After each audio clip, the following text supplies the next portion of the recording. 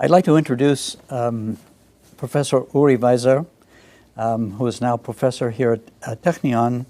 And Uri, together with my colleague Dadi Perlmutter, pioneered the Pentium microprocessor, which was an innovation revolution for Intel. And the story about it is fascinating. Uri recently received a coveted award, the Eckley-Mockley Prize for Computer Architecture. So I'm going to leave the stage and let Dadi and Uri together chat, because together these two revolutionaries, as junior engineers at Intel, managed to change the course of a large company and the course of computing and the world. So I'm going to turn the stage over to Dadi and Uri. One of the great examples of taking a completely different route than the rest of the company wants to go is the invention of the Pentium architecture back in the late 80s. I'm having here with me Professor Uri Weiser, whom we hired from National Semiconductors in the late 80s with the mission that we received at the time to make a change in the 486 for the sake of IBM requirements. So tell us about your background from National and the experience of moving from National Semiconductors to Intel. Yeah, I was hired at National in 1984. Before that, I was in Rafael. And I was hired to do the architecture of the National 32,000 family. After about 6 months, they gave me the responsibility for the processor, for designing the processor, NS32532, and I was the project manager for 3 years until the tape out. It was the best microprocessor that was ever designed at that time, much better than the 386. And it was sold in less than 100,000 units in about 10 years. Then I got the offer to move to Intel, in which at that time I read an article from Nick Tratnik. And Nick was writing at that time that between breakfast and coffee break, Intel will produce more 386s than all the RISC vendor together in a year. I took the numbers from the Intel number that I knew, and I found that it's correct. Comparing to what happened in National, I understood that compatibility is the most important thing. I remember, while at that time, when I hired you, we were given the assignment to make a small change to the 486.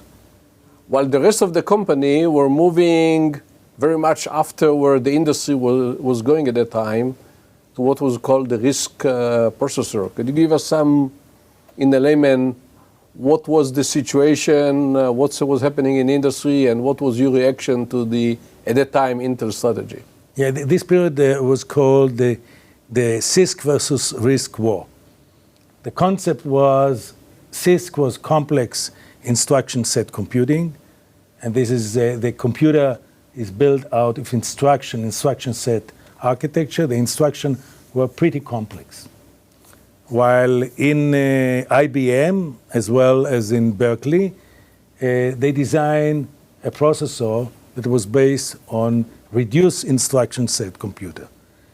That means that the instructions are very simple, and by combining several instructions, you can get any function that you think about. So it was new. The x86 was already old, and everybody was looking for the new to save the world. So there was a huge war between CISC vendor and RISC, while everybody was new in the market, decided to go to RISC. Intel management at that time decided to check the RISC. We had at that time, Intel had at that time a RISC processor, the i860, the N10.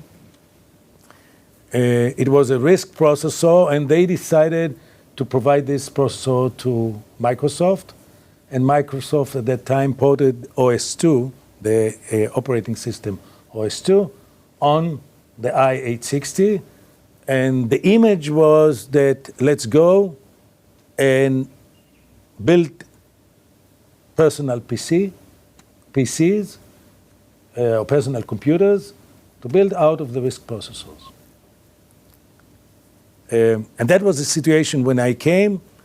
The order from Santa Clara, the request from Santa Clara was to build what we call at that time 486.5.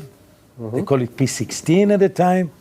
And the basic idea was to do an evolutionary step on x86.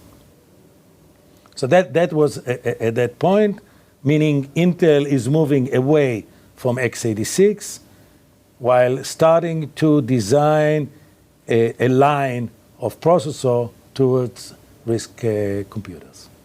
What amazes me in this story, that the big Intel, with all these big marketing people and understanding, did not understand what we, a team of 3 people in Intel Israel far away, understood, which we talk about in the chapter of talking about the importance of the ecosystem, that if Intel to abandon x86, they would abandon the whole billions of dollars software compatibility that was already developed for x86, and Intel would have started even behind the rest of the RISC processors.